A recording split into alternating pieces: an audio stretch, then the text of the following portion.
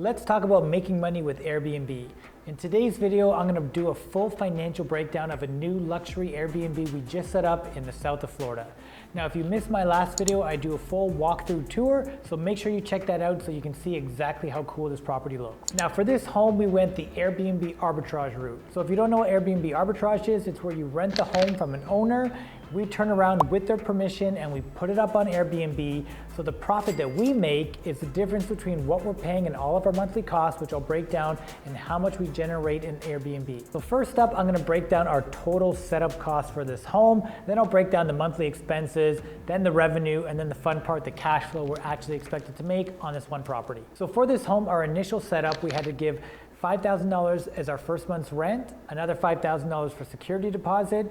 We spent about $27,000 on furniture. So that includes everything that you see in this home, all the couches. That also includes the blankets, pillows. So everything that went into setting this home cost us about $27,000, including our security cameras and other things that we have throughout the house. We also had to pay someone to come in here and assemble all this furniture for us. Obviously, because I'm 3,000 miles away, I couldn't be here to do it. So I paid someone $1,800 to come in and basically open up all the packaging, build all the furniture, break down all the garbage and set it aside. And then I had to spend another $250 to have someone come in and remove all that garbage. There was a lot of boxes, a lot of packing material. When you're setting up a whole home, you collect a lot of garbage. I also had to spend another $520 to have someone come in, stage the home for us. They also cleaned everything and got it ready so we could come in here and take our photos. And lastly, we spent $600 on all of our consumables, so toilet paper, cleaning supplies, stuff for the shower. So normally when we're first setting up an Airbnb, we just buy about 3 to 4 months worth of supplies.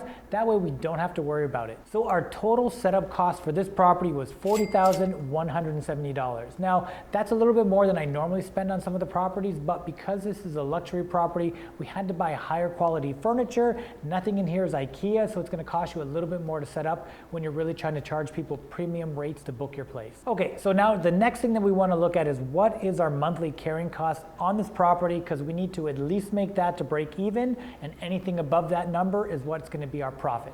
So for this property, we've got our rent, which is $5,000 a month. Our insurance policy, which is specific for Airbnb, so it provides us with a little bit of extra coverage for some unique things, is $110 a month. We also have our lawn care, so we're paying $100 a month for that guy.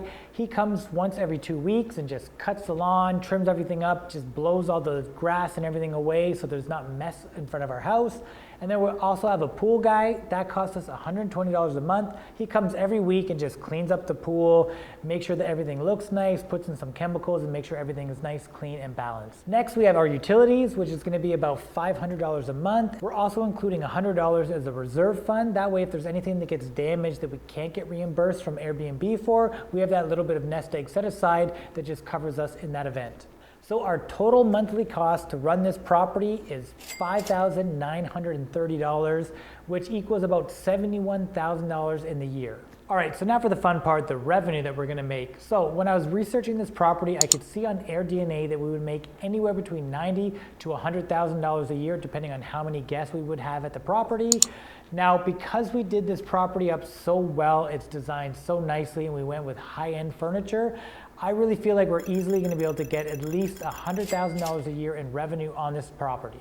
This is based on us being able to get an average nightly rate of about $426 with a 65% occupancy. So now the part I'm really excited for. How much cash flow are we going to make on just this one property? So when we take a look at how much revenue we're going to bring in, which is about $100,000 a year, and we know that our annual expenses is about $70,000 a year, we stand to make about $30,000 a year on just this one property, which is about $2,500 a month in cash flow. So based on these cash flow numbers, it's going to be about a year for us to make our money back just on the furniture and the setup and everything. And then after that, it's just $2,500 a month going into our pocket each and every month. So these numbers are based on our conservative estimate. And I know a few Airbnb hosts in this area, and during the high season, they're telling me they're charging over $600 a night.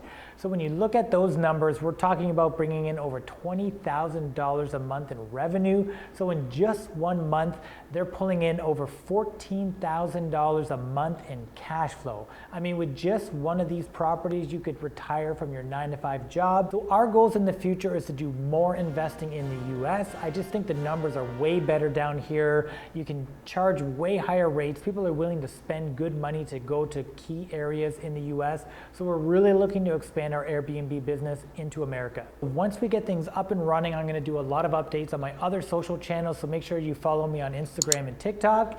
If you guys have any questions that you want me to answer about how to set up or run a successful Airbnb business, leave a comment down below and I'll be sure to help you out there. Make sure you subscribe, make sure you hit that like button, and I'll see you guys next week.